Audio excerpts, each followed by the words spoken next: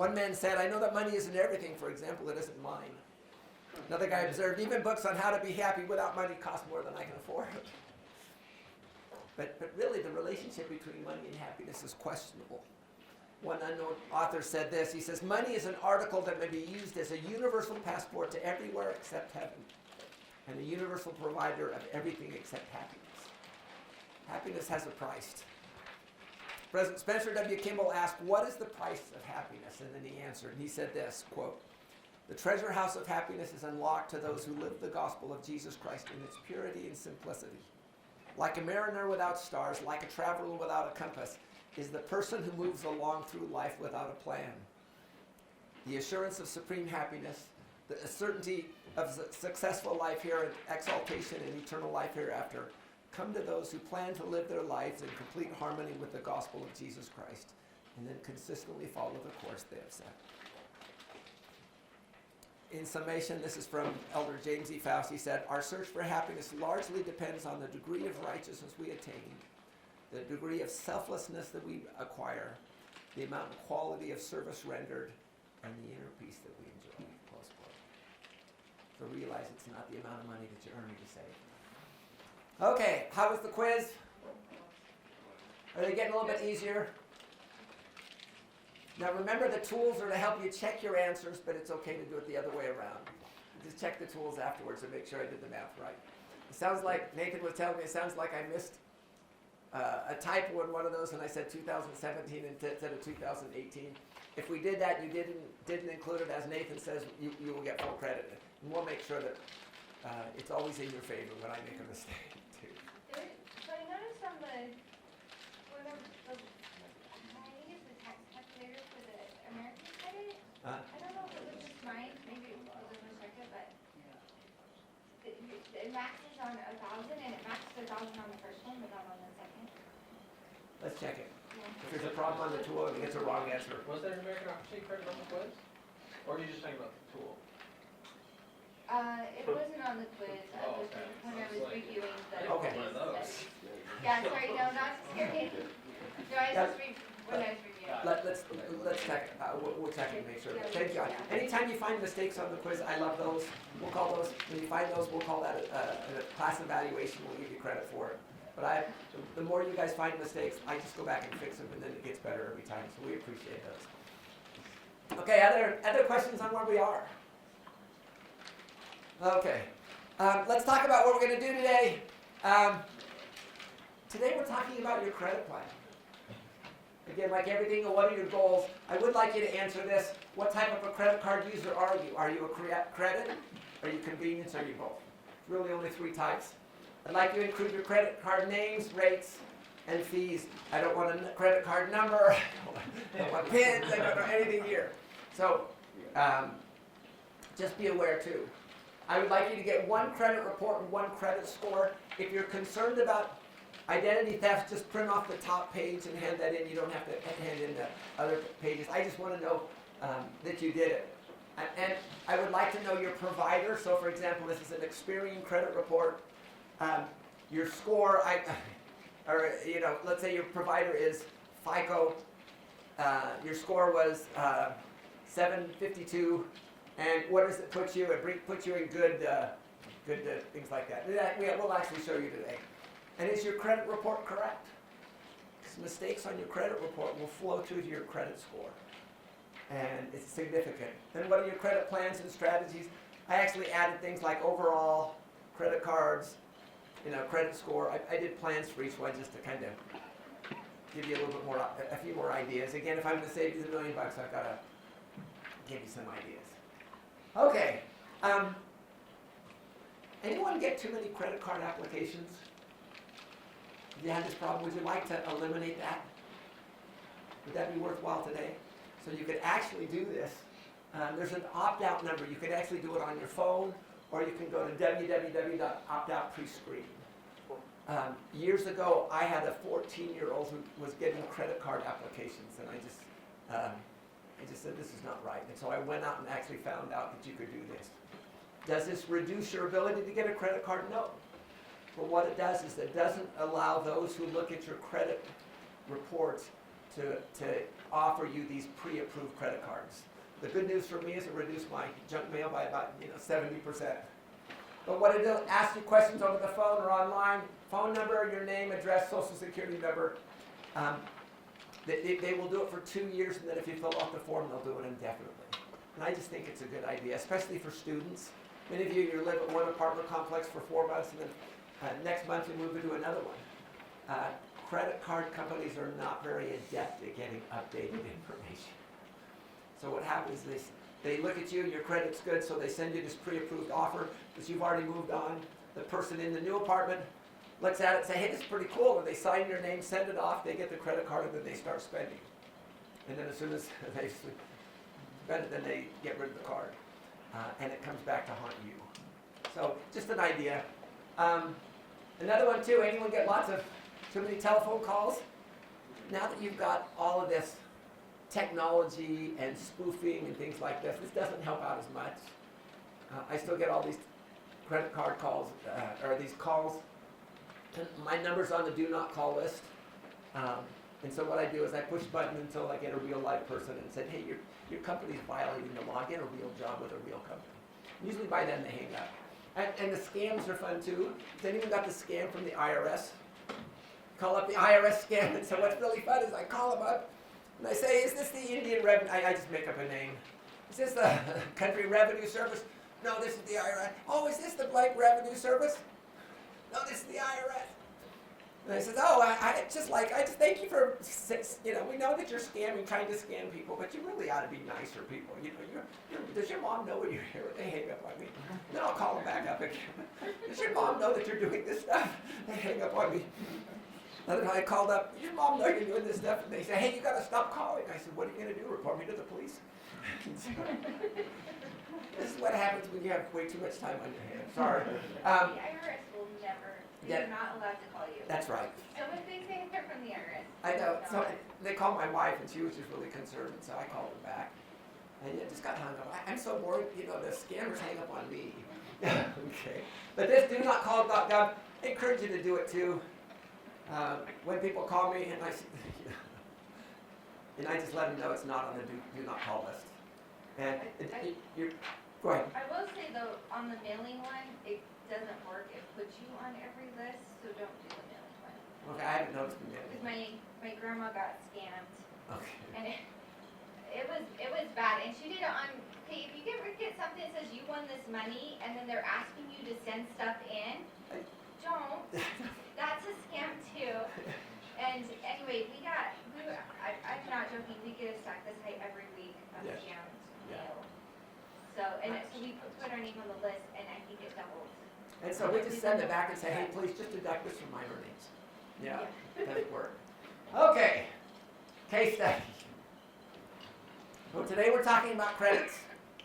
This guy heard about FICO scores. He said, you got it 690, and then he heard that, well, sometimes you have to reduce your cards, and so he canceled 3 of his 5 cards.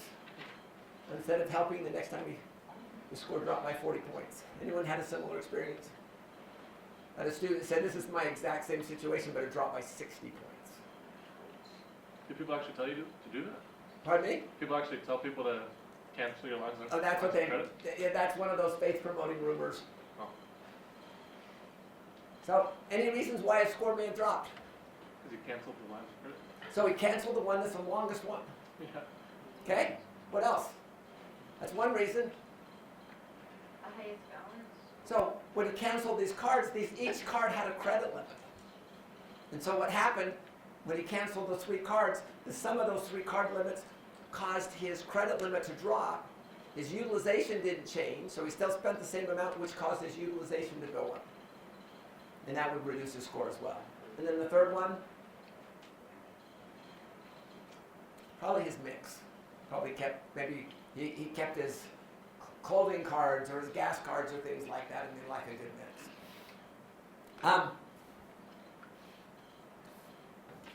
You can see a little picture in the corner on the right that reminds me to tell a story. I got this email, because I do the personal finance website. I get, when people have questions, they just send it to me there. And it says, Dear Mr. Corner, Cornea, this is a guy by the name of Ted. And he said, "Dear Mr. Cornea, regarding providing a way for people to learn about personal finance is a great service to people. I commend you on that. However, what I find uncomfortable to read is the appropriate use of a credit. That would seem to be in total contradiction to biblical principles. Proverbs 22:7 states the borrower is servant to the lender.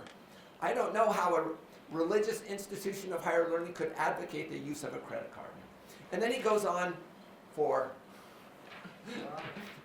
5 more paragraphs. He says, "There is not anywhere in the Bible where it says debt is okay. I was thinking of about attending, instead of BYU, he says, buy for a degree in personal finance and business. But when I saw the philosophy on credit, I was quite disturbed by what I read. BYU is a religious school, and I would think that they would teach biblical principles regarding money. I look forward to a detailed reply. Respectfully yours, Ted." How would you respond? Well, it does mention in the parable of the talents when he said you could have just lent the money and gotten interest on it or usury. Yeah. So, here's how I responded. I always love these emails. "Ted, thanks for your comments. I reviewed your email and had a few thoughts. I've used a credit card for 45 years and not paid $1 of interest. I call a credit card either a tool to help people achieve their financial goals and objectives or the single most destructive instrument in the history of mankind. It depends on the user. Fire is the same type of tool. Yet no one would say don't use fire even though people can get burned. I've reserved cars, bought things, reserved rooms, and never paid $1 in interest. I have always had the money before I made the purchases. Please know that you can use a credit card and not violate Proverbs 22:7. And I say a little bit more. If you read carefully what we teach, notice that we are not saying you should use a credit card for credit, only for convenience and for its purposes. We are not teaching to go into debt, exactly the opposite. Rather, we are helping people understand the rules of our financial environment and helping them to use those rules to accomplish their personal and financial goals. Thank you for your comments.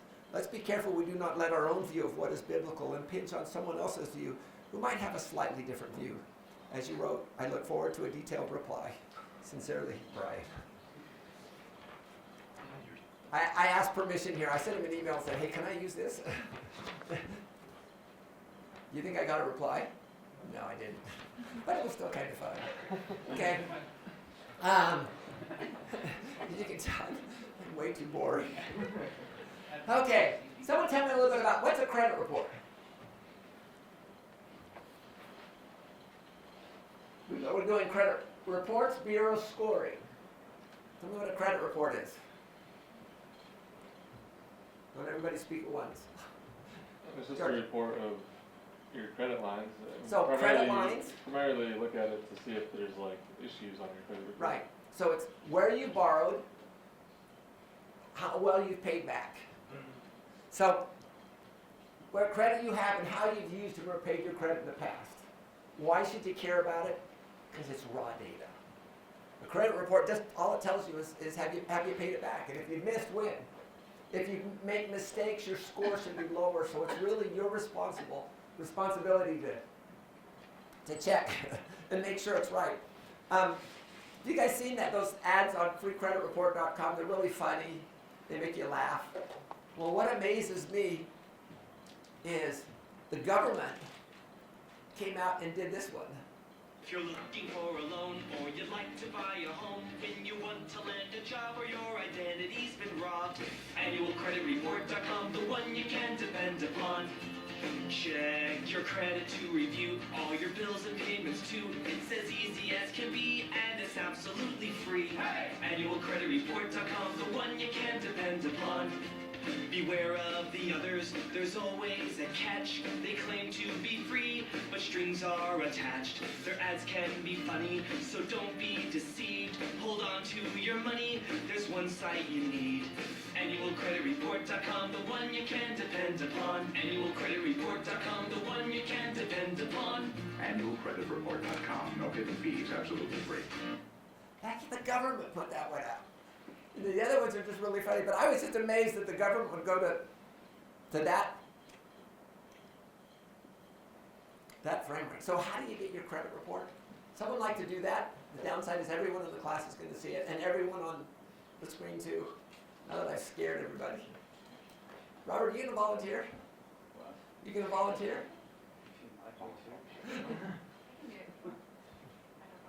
Okay.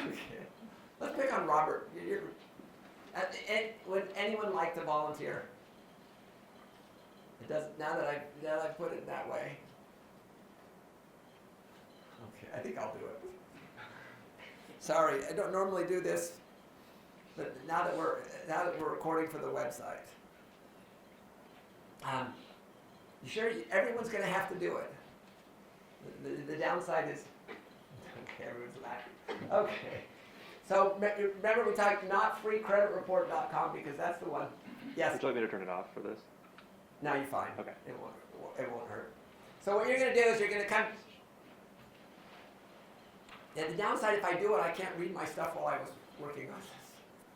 Oh well, we'll make do. So what you're going to do is you're going to come to Annual Credit Report, request your free credit reports, request your credit report. So you're going to put your name in here.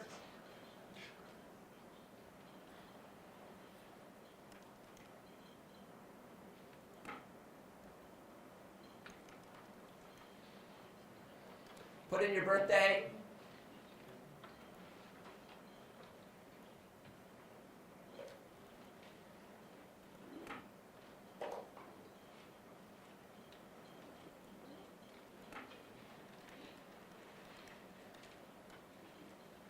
Social Security number.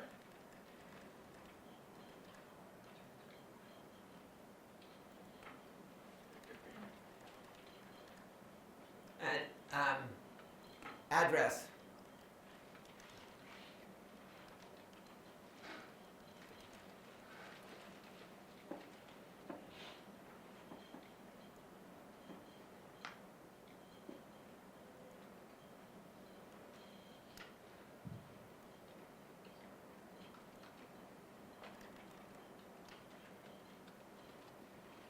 Okay, go next. So, second thing, what it does is you're going to ask which one do you want to use. Now you can get one free credit report a year from each of the three ones. Does it really matter to me? I don't care. Which one should we do? Experience. Okay, let's do Experian. So the first part is putting in your information. The second, there's confirming that I'm who I say I am. I hope I can answer these questions right. Harding Philip. That was my advisor at George Washington.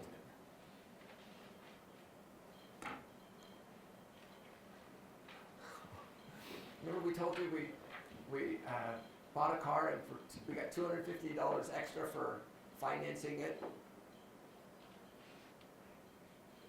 I don't remember who it was. Was it GE Capital? I'm going to guess that, and I might be wrong.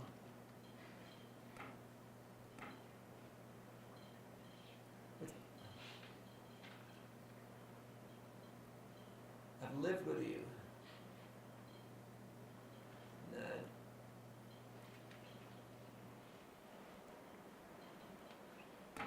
Okay, hopefully I got those right.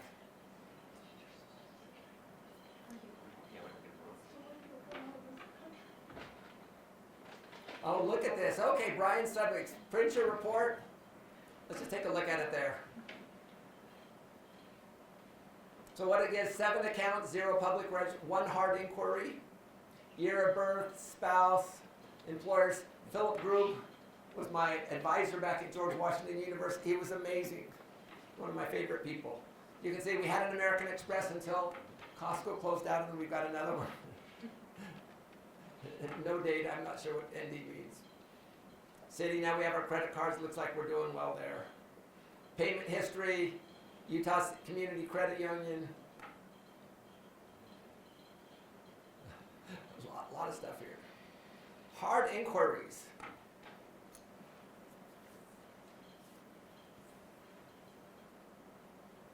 I have no idea who this is. Resident Verify. I have no idea who that is. Oh, I know who that is. That's for my daughters at Wolverine Crossing at UVU. So they did an inquiry of the parents to make sure that my daughter could pay her bills.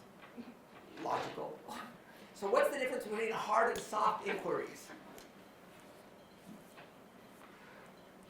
Yeah.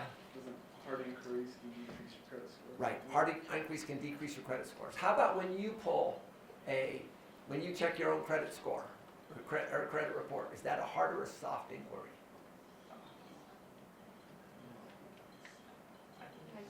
It is soft. So you can check yours as many times as you possibly like. Okay, Derek's reading the fine print. So you can see these are the people who have pulled by 3, 6, 9, 12, 13, 14. Now, if I've done an opt-out, can these people pull those reports, soft polls? Some of these are related to, well, you know, my 5 years must have gone up. My 5 years must have gone up. And it may be part also because I use Credit Sesame and Credit Karma apps.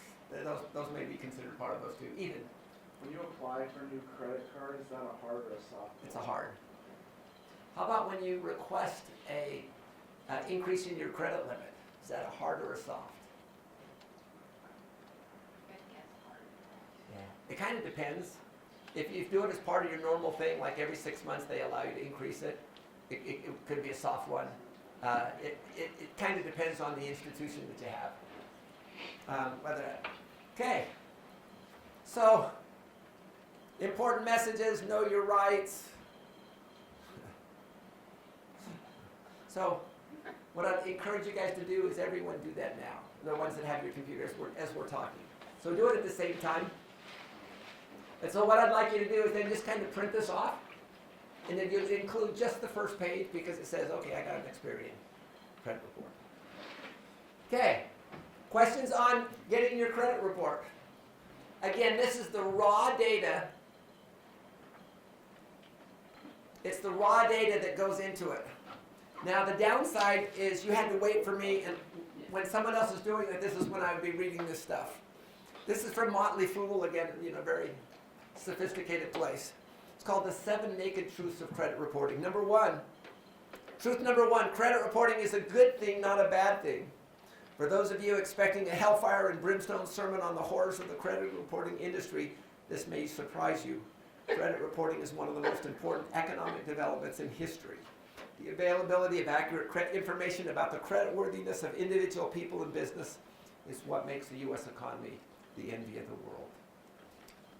Truth number two, lots of mistakes are made. There are more than 1,000 consumer reporting agencies in the country.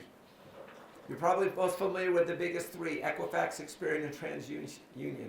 2 million credit reports are ordered each day, and 2 billion pieces of information are added to these files each month. The average consumer's credit report is updated 5 times a day. Computers or not, when you're handling that much information, mistakes are going to happen. Truth number three, nobody is looking out for you except you. What most people don't realize is that there's almost no structure in place to prevent errors from taking place. The credit reporting agencies take some steps to make sure that the data reported to them comes in a standard format, but they still can't prevent properly formatted data that's simply incorrect from being reported. There's plenty you can do to correct the problem once you find them, but little or nothing to prevent errors at the outset. The point is the only person who can look out for your interests here is, well, you. Truth number four, the laws protect you, not them. Realize that no law has been passed that mandates credit reporting. Laws exist to say that the credit reporting agencies may do business, not that they must do business. Over the years, a number of laws have been passed that are aimed at protecting you, the consumer. Truth number five, it's all gossip. Credit reporting as gossip is a compelling concept, and it underscores what we said earlier about nobody being obligated to report anything about you, but everyone wanting to report about you. Someone I spoke to recently likened credit reporting to allegations made about you that may be true or may not be true. Still, they're allegations or gossip. The implications here is that people are talking about you behind your back. The entire conversation and all of that gossip is sitting there in your report. More importantly, the law says you can dispute the truthfulness of many of these allegations. And the people who are talking about you must prove that what they are saying is true. Truth number six, time is on your side. No matter how ugly your credit indiscretions in the past, the laws require that credit reporting agents stop reporting the blemishes after a certain amount of time. For most remarks, both good and bad, you're supposed to stop reporting them after 7 years. The major exception to the 7-year rule is bankruptcy, which typically stays on the credit report for 10 years. And finally, truth number 7. It's an opt-out world. You do know that everyone in the world has your personal information, right? If it wasn't immediately cleared by all of the telephone solicitations, junk postal mail, and spam emails you get, let us break it to you. Everyone knows you. Would like to be able to say that you're so popular because of your sparking personality.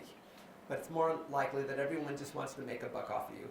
Unfortunately, the only way to opt out is to understand the rules of the game and make them work for you.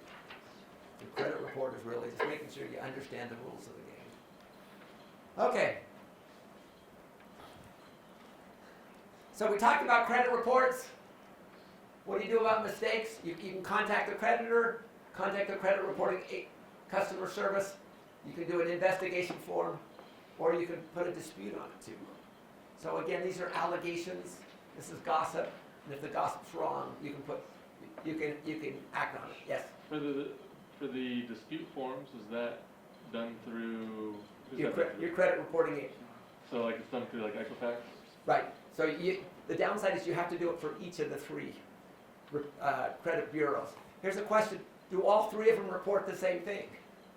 No, because some people report to one and some report to another. And I don't know how many report to all 3 of the agencies. And what are credit bureaus? Oh, just the people who record the information.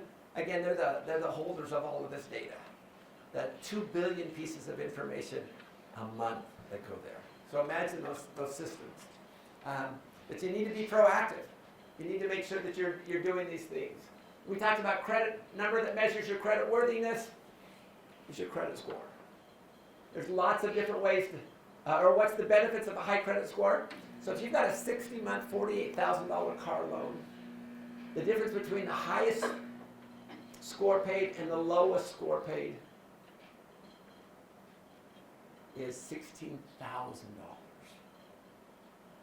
Does that sound like it's worthwhile? I should have put a house in here because that makes it even more relevant. And the amounts are significant. So you really want to do it. Are there other things that a credit score is looked at? Other places that look at your credit score? If you look at your insurance, there's a section there on your insurance. So higher credit score people pay less on their insurance than low credit score people. Insurance companies have found that if you have a high credit score, you're much less likely to make a claim. So also, when you do an apartment, they'll often pull your credit score. A cell phone or other things like that too. So it's important that you use that. Okay, someone tell me what a FICO score is. FICO stands for Fair Isaacs and Company, out of San Mateo, California. But it's kind of the gold standard for your credit score. Ranges 300 to 850, or you can either pay a certain amount or you can get it free. Now, there's a number of different FICO scores, but I'm just going to come to the discover.com. So this has happened before, and I think it's because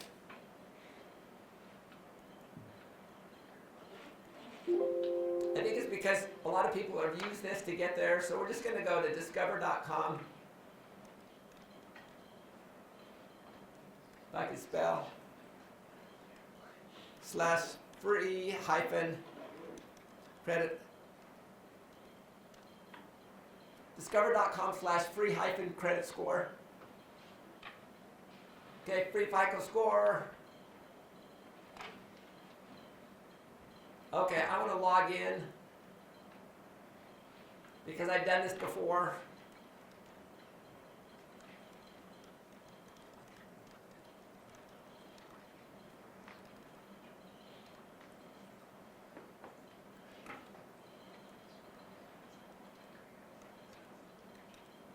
Hopefully I remember my password.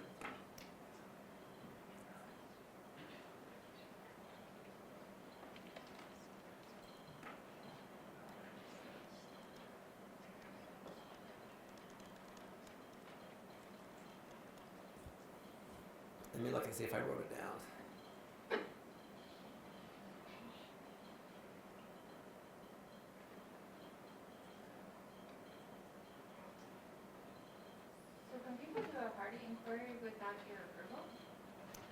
Yep.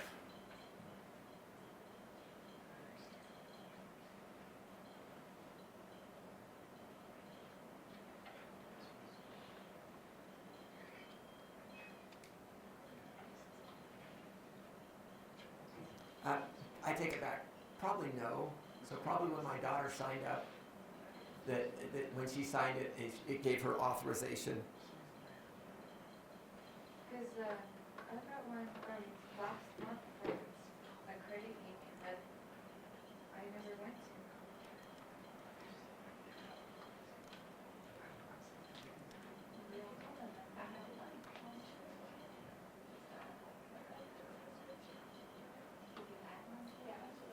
Okay, so it's discover identity. Okay, so they've got this new alert, Social Security, you notify you if your Social Security is found on any of this, new account alerts, new credit inquiry alerts. We can view them, or we can just go to the scorecard.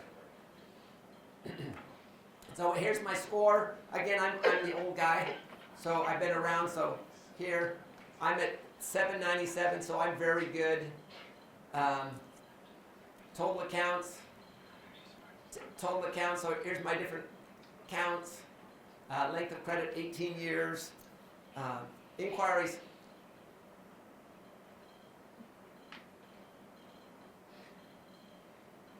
And then questions. I want to see my. So what's helping? No missed payments, lower volume credit usage, so my utilization is low. What's hurting? No loan activity. Is it okay to be hurting in that area? Yeah. So, I wonder what this alerts is. No alerts. Things like that. So what you do is you just kind of go back to scorecard. You print this in here. Most of you, one of the negatives you have is just, it's just that you haven't had credit for very long. Tyler and then Ethan. So is this the same thing as this credit score? This is a credit score. Oh. This is a FICO 8 credit score. And FICO is the credit score that's used by about 85% of the industry. So what about the ones you use on your Credit Karma or Credit Sesame? What scores are those? So have you guys heard of a Vantage score or a Plus score? This is from Consumer Reports Money. Claims and disclaimers. FICO is not the only credit score you can buy. Vantage score, available from Experian for $5.95 and TransUnion's for $7.95, is touted as more consistent and simpler than FICO scores. The Vantage score carries this disclaimer: your credit score may be different from the score used by a lender. Experian also sells its proprietary Plus score along with its credit reports. The company says your score helps lenders, landlords, and employers quickly gauge your credit history and decide what kind of risk they are taking if they approve your application. But Experian's terms of service tell a different story. The Plus score is not currently sold to lenders and is not an endorsement or guarantee of your credit worthiness as seen by lenders. Consumer Reports states these credit scores probably aren't worth the money.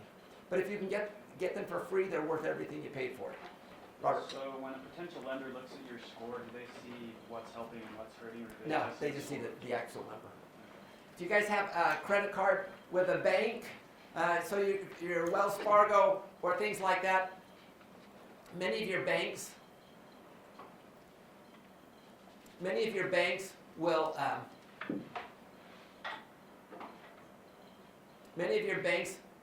allow you to get a free credit score as well. So with Wells Fargo, you can get a booklet that has your credit score, a FICO score from each of the 3 different credit reporting agencies. A number of the other ones have them as well. So realize FICO has 28 different credit scores, but FICO is really the kind of the premier provider. What determines your FICO credit score? There's really 5 different areas. Number 1 is your payment history. Are you on time with your payments? That's the biggest percent. That's 35%. So that tells you how important that one is. The second one is amounts owed. I also call this utilization. Let's say you have a credit limit of $1,000 and you pay it off every month. Will that help your credit score? Well, it would help your credit score in payment history. But how about in utilization? Let's say you use $900 of your 1,000. So what they do is they take that 900 divided by your 1,000. On average, you're utilizing about 90% of your credit limit. And they like that to be roughly under 15%. Robert? And that's only the ending balance, right? Like at the statement balance? Yeah, I think they're kind of average. I'm not sure exactly how it's calculated, but something like that. George? You're saying as low as 15% is ideal? That's ideal. Good. So, what can you do? You want to increase your credit score? Could you just call up your credit card company and see if they're willing to increase your credit limit? We used to have that as an assignment that everyone had to do, but if you'd like to do that as one of your individual experiences, you can actually call up your credit card company and see if they'll increase your credit limit. Will that help your credit score? Well, it depends. Two parts. If they call it a hard pull, it may ding it a little bit, but if you still get that increase in your credit limit, it'll help. Yes? What's a number of good accounts to have open to grow your credit score? Like, I know over time you're probably going to acquire more, especially as you can have higher limits on them. But what's a good number to Well, go for? probably not a good one because you saw mine. We have 7 accounts open. Yeah. Most of those are brokerage and bank accounts, and I have 2 whole credit cards. So, and the only reason I have 2 is just I'm worried what happens if the internet's down at one place and I can't do it. I was just going to ask, how do you make the distinction of, upping your credit limit to, how do you know if the hard pull is going to be, more of a cost than, the I've rarely had it been a cost. I'd say 85% of the students it's been a benefit, maybe 95. Then you just ask the bank, how Yeah. much? Yeah, but ask how much, double it. What's the worst thing you can do? They say no. So they say, well, no, you can't double. Okay, how about $1,000? So, and I always use. You guys ever heard the sandwich approach to asking for help? So you call up your credit card company and bread, nice and soft. Hey, really appreciate it. It's nice having a credit card. It's been really good. And then you get into the meeting. Imagine my surprise. My buddies have credit limits of $2,000 and mine's only $500. And I do the same thing here. And I'm going to be graduating in December, and I'm an MBA, which is a megabucks association. So, hey, do you think you can increase it by another 1,000? And a lot of your credit card companies, all you have to do is ask and they'll do it. So it's not even a big deal. Some of them every 6 months they'll increase your credit limit if you will. So just do that. Length of credit, how long your account's been open. Someone in the earlier class commented, he said, you know what, I would recommend that once your kids are born, you just open a credit card in their name. And I said, well, my view is once they start going to high school, in our case what we did, once they went into high school, we gave them a checking account and a debit card. The downside is the debit card doesn't build credit. And so if I was to change it again once they go into high school, I would get them a credit card and I'd put a $200 limit on it, something like that. Time. What if we're very late to the game of getting a credit card? Just do it. Do it as one of your individual experiences. That's what I like about this class. Something you should be doing anyway, just do it and you get credit for it here. Genius. Okay, I don't know. It makes me so tense because just my word of caution is that's great that you can up it. I just want to emphasize that Brother Sudweeks is saying this to do this only to up your credit score, but not to actually use it. Yeah, The whole point is to have this big limit and have a very low balance, right? But my family is terrible at managing money, and I've just seen people get into, not just my family, but friends too, that just get into a lot of trouble. Like, you up that limit, but you do not up your spending. Yeah. I had a niece that went to school here and put her last year on her credit card. And she was paying like 24% interest or 22%. And her dad called up the credit card company and says, how do you expect these kids to pay this back at 22%? And he was upset. And the person on the back of the line says, we don't. We expect the parents to do it.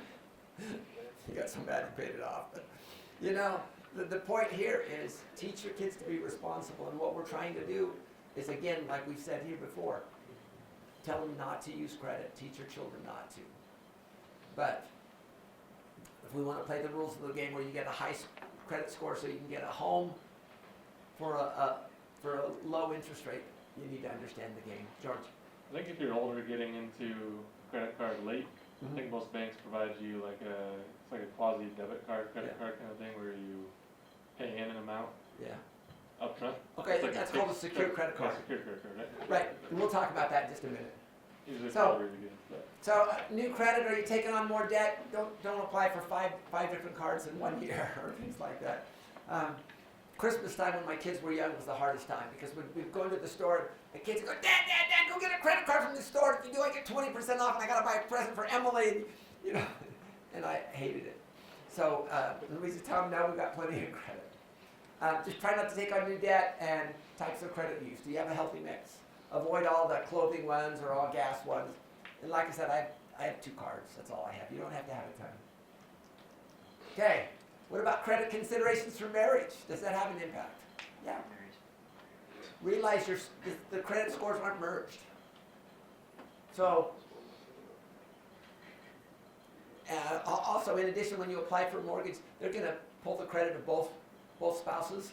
In general, they'll give the loan to the one with the higher credit one. I would encourage you to make your spouse a joint holder, and that way you're building both of your credits together. So, it's important there. So how do you improve it? So if we know the 5 things there, we just do what those 5 things say. Number 1, make your payments on time.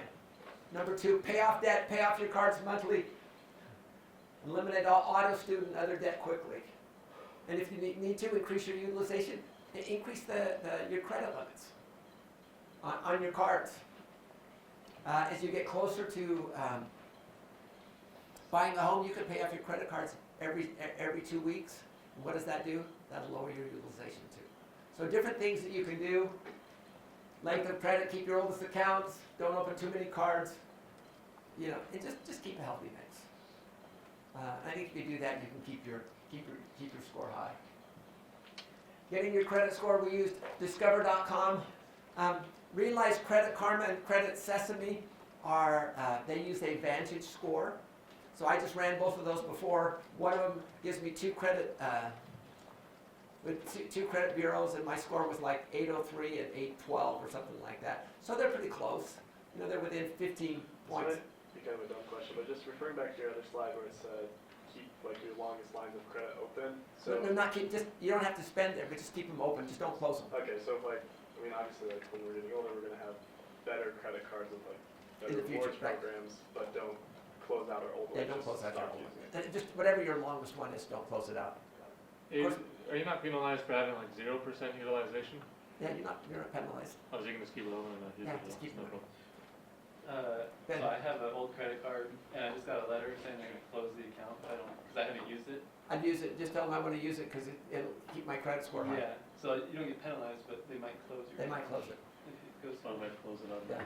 They can. I was gonna ask, this is something I did Yeah, recently, I got a and letter. I was wondering if maybe there was something better I could have done. So I've had one credit card, I've had it for a couple of years now.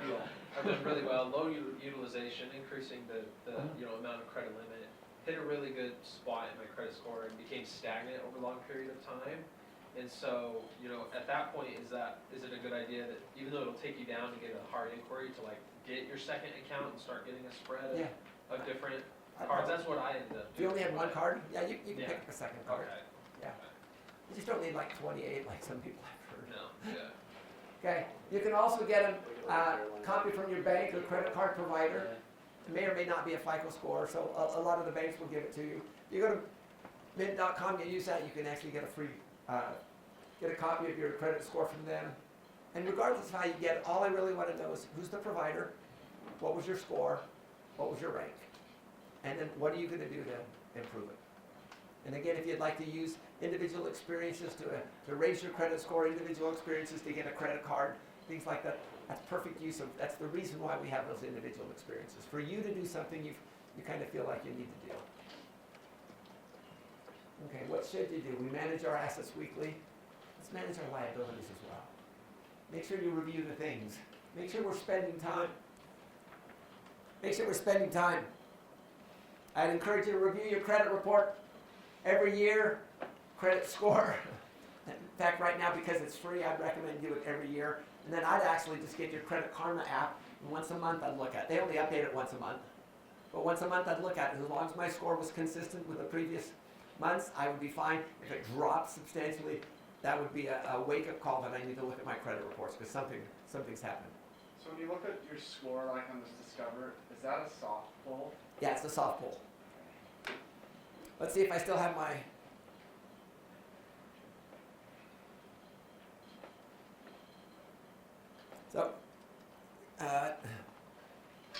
So this is my credit.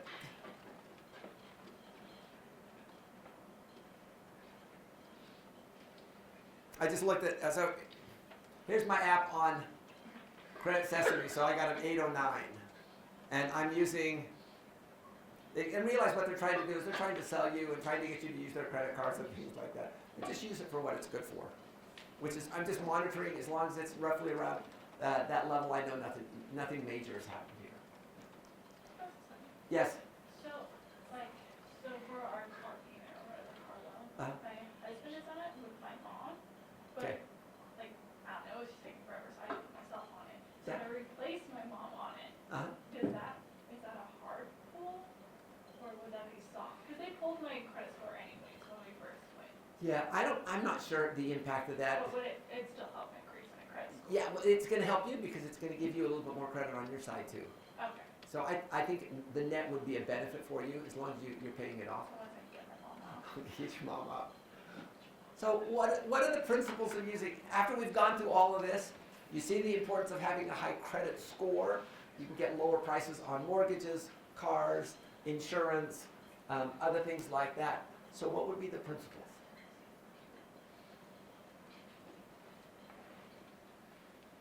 Robert? You're trying to use your credit card as a debit card, you can spend more than you have. Yeah, don't spend more than you have. Don't ever buy anything, don't ever use your credit card if you don't have the resources to buy it. Other principles. Emmett, Should regularly monitor your credit, so Right. in case any big unexpected things appear. Yeah. you can address it. yeah, regularly monitor your credit. You would say a watch pot never boils. Same thing with credit. Other thoughts, other principles? Kind of the same thing. Know where you are financial, keep current, make only planned purchases, be wise in use of debt, don't go into debt except for modest home and education. And review it as needed. So we're not just checking our credit, what are we doing? Try to eliminate our inner costs and save money to accomplish our personal mission and individual family vision and goals. Okay, questions? Pretty comfortable there. We know the difference between hard and soft pulls. We pulled our credit report, we pulled our credit score, we know where we are, we know where we likely should be. What score do you want to be above? Probably 750, 760. That's considered kind of the gold standard. If you can be up there, then you'll get the lowest rates on mortgages and homes and things like that. Okay, correct uses of credit cards.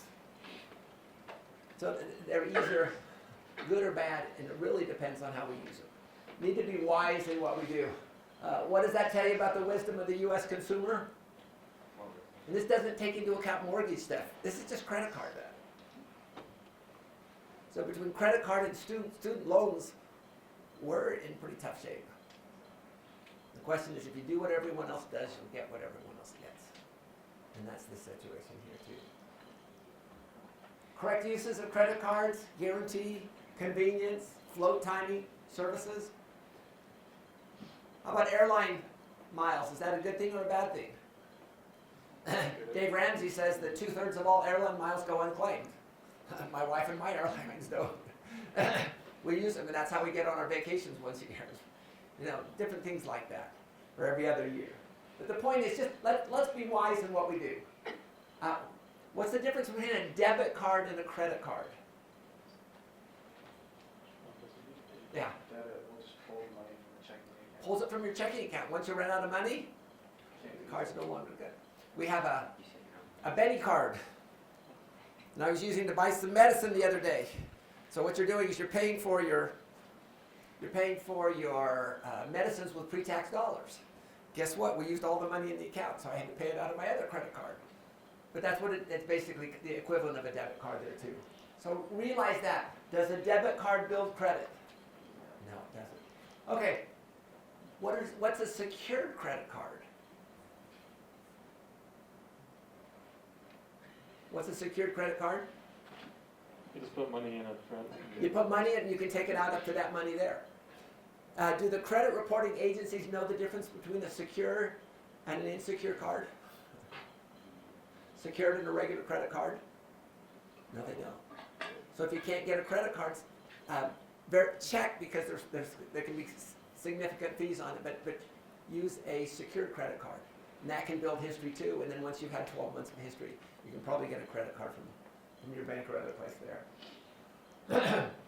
Here's a number of different types of cards. Again, this is your summary sheets. Hopefully these are useful. I didn't realize there was 3 different types of credit cards. There's standard, a reward, and a charge card. Then you've got your secured cards. We talked about debit cards and prepaid debit cards. And then you also have electronic benefits transfer cards, EBT transfer cards. So realize that there's lots of different ones, just to kind of be aware. Don't worry, we're not going to test you on each of these things. But it gives you a little bit of impact on credit scores, PIN, grace period, disputing transactions, different things here. But we wanted to make sure that you kind of understand the differences there. Okay. How do you manage your own? Well, why do companies like credit cards? They make a ton of fees. So we look at MasterCard and Visa. We've looked at those as investments for my asset management class.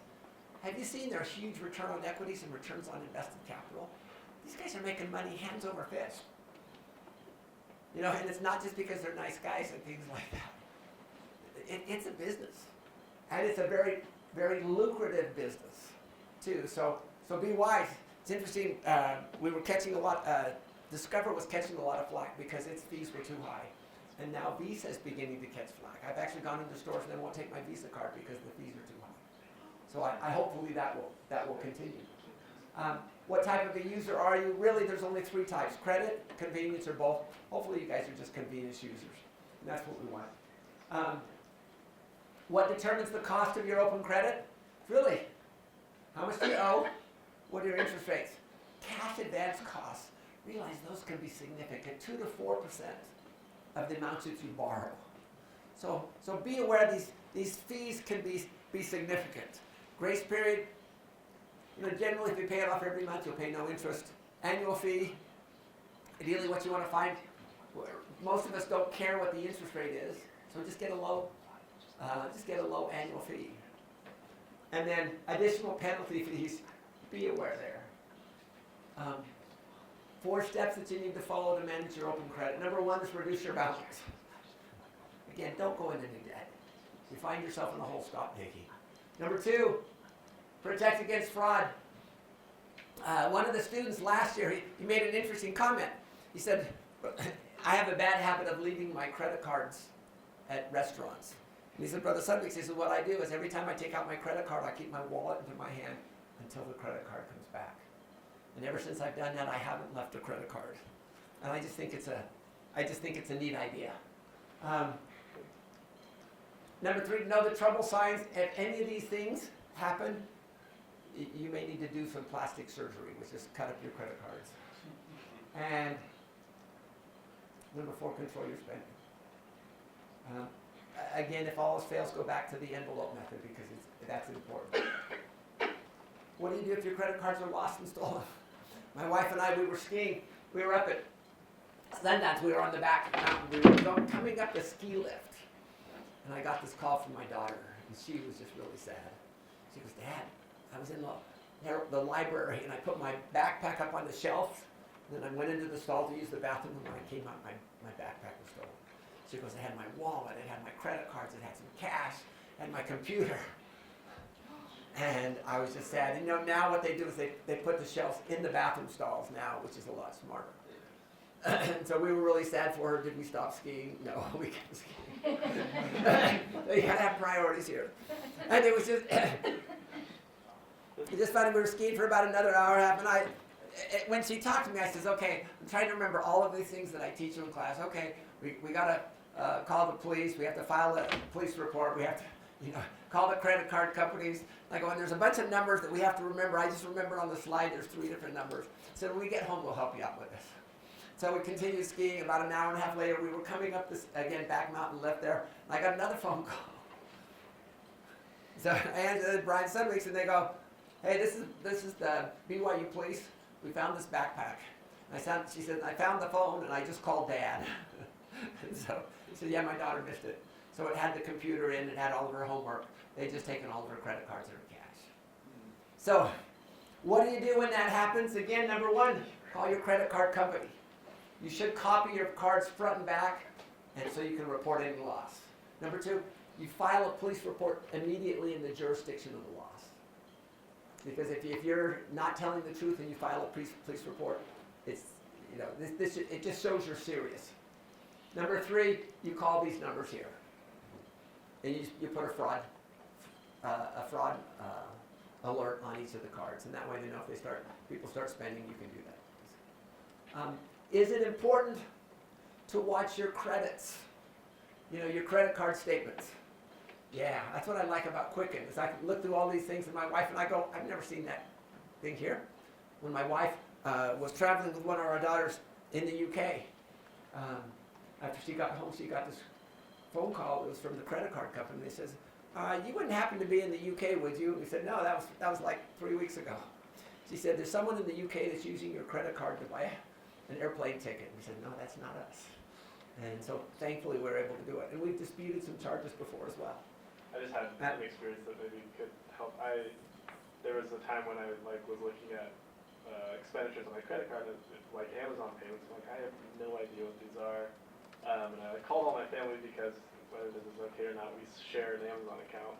And all my siblings were like, no, I didn't use it. So I went into the credit card company and said, like, hey, have this. And they kind of reassured me, like, are you sure? Like, it's a shared account, blah, blah. Anyway, it turns out, my little nephew was buying, I don't know, TV shows or something, and was clicking on my card. So just know that if you have a shared account, that sometimes you might think there's a fraudulent expenditure on your credit card statement when really it's just your cute nephew wanting to watch TV shows. I have a tangential question. Are there any banks that don't cover you for fraudulent spending? I've had theft from my bank account once or twice, and the bank always covers it. Yeah. With a debit card, you're at more risk, and some of the rules have changed in the recent years. But I'd just be careful. Nathan? I know that in this story that you told where the phone was also in the backpack, but if your phone is ever not in your backpack, you get something stolen. I know a lot of credit card banks and banks, my bank's an online bank, and so my debit card, they all have within their app or in a separate app, a lot of them have things that you can just immediately freeze. All the credit cards and debit cards, which I think is really nice and something that I wanted when I looked into institutions. So, because sometimes you can catch it really quick, Yeah. If you have your phone, but they still your backpack and your wallet, and you just bam, bam, and they're frozen. So. Good idea. Yeah. Okay. How do you create your plan? Actually, I was just gonna make a comment to just look at your expenses. I'm terrible at it. My husband's really good. You help each other. I just told him last night you guys should talk. Okay. Couple of OCD guys. Yeah, you guys are the same. But he's watching it, and one time I'd gone to the store and I purchased something, and then they said, oh, I'd asked about something else, and then when we looked at it, and so they ranged somebody else up while I was over there looking, but it hit my credit card and not theirs, right? So weird things happen, so just watching it is really good, and we often have these, okay, did you buy this? Did you buy this? But it is good to look at it. Yeah. Okay. Just a few ideas for your credit plan. Number 2, on your vision, likely from your plan for your life, what are some goals you could have for your credit? Okay, what are some goals you could have for your credit? I think a big one is just paying it off monthly, so not paying interest. Yeah, don't pay any interest. Other goals?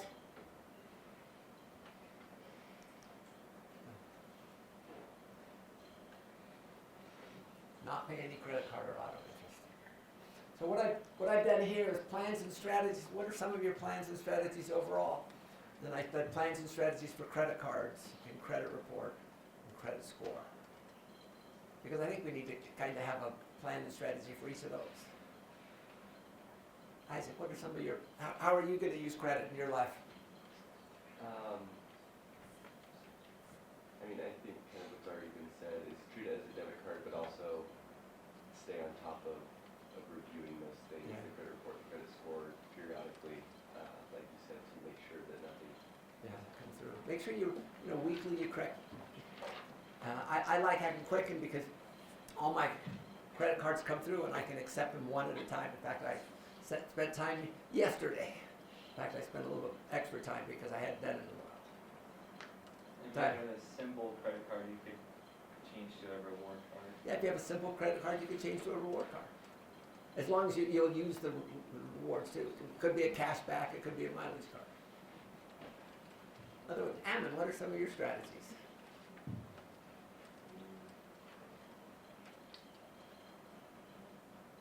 Still thinking on them, huh?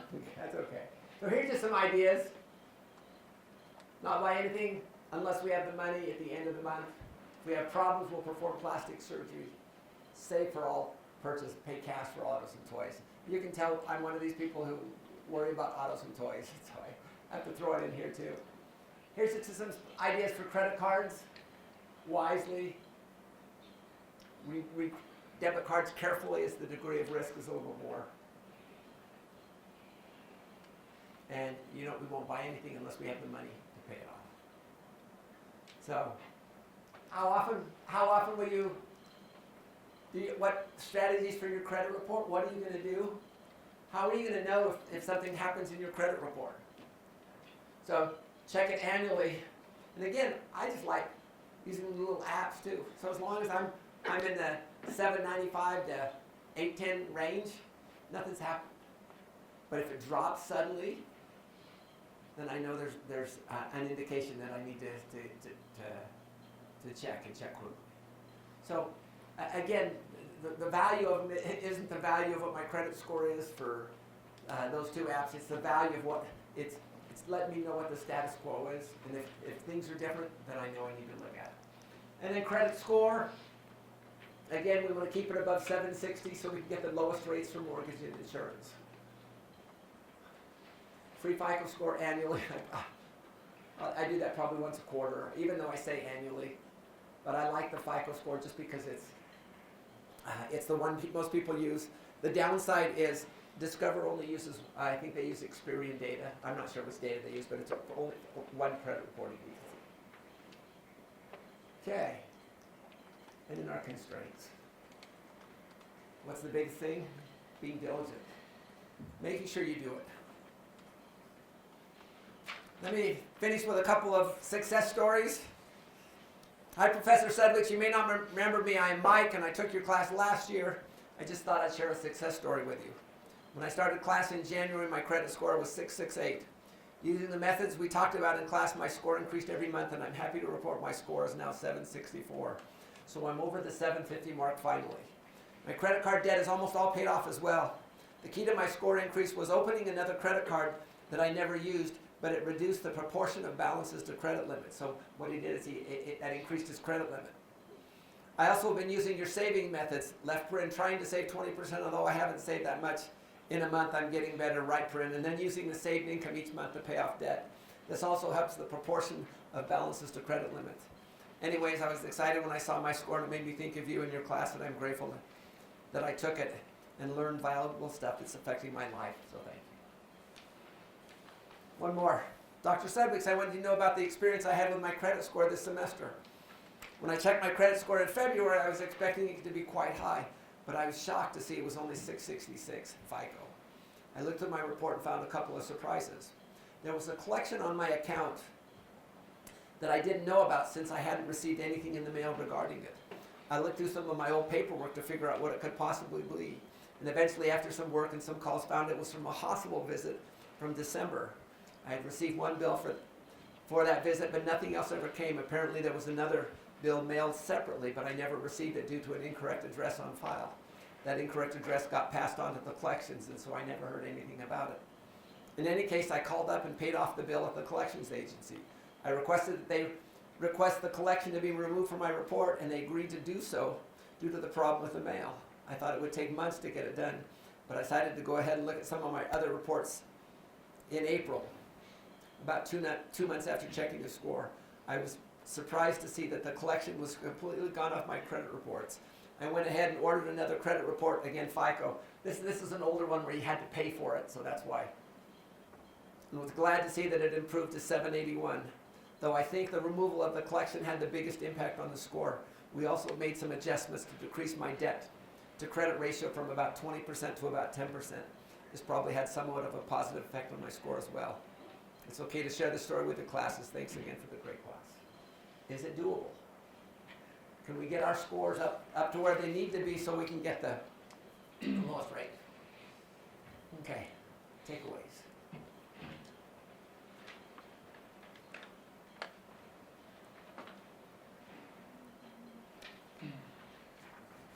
Jenny? I like, well, our credit's great, but, I actually really like your, the credit cards off every 2 weeks. A couple of things that happen, we always pay them off at the end of every month, but one time my husband went in and unfortunately, it was a big one, we just taken my grandma on a trip. And I don't know if he didn't hit submit, but that's the only problem with paying online. And so it didn't go through, and anyway, even though we've had the credit card for years and years, they didn't work with us at all. It was actually made me really angry, but, I know. anyway, but then, if things like that happen, it minimizes, because sometimes weird things happen, but anyway, so I guess the point being, it didn't get paid when we thought it was being paid, so, but I like that every 2 weeks is when you're on it. Yeah. I would encourage you, if you miss a payment, this doesn't happen very often, just call them up. Say, look, we were at this or we were at that, we just missed the payment, I've already paid, can you take that off? I bet my wife has saved I do it all the time. $5,000 of late fees and things like that she's gotten taken off. Because they'll usually do about one a year or one every 18 My months. friend gets so mad, she's like, they always give it to you and they don't. I think maybe that's why I was so mad with the credit card company. Yeah, Especially if it's like a store card, yeah. they're usually really good about it. If you're always on time and Yeah. you just miss one for whatever reason. Other takeaways?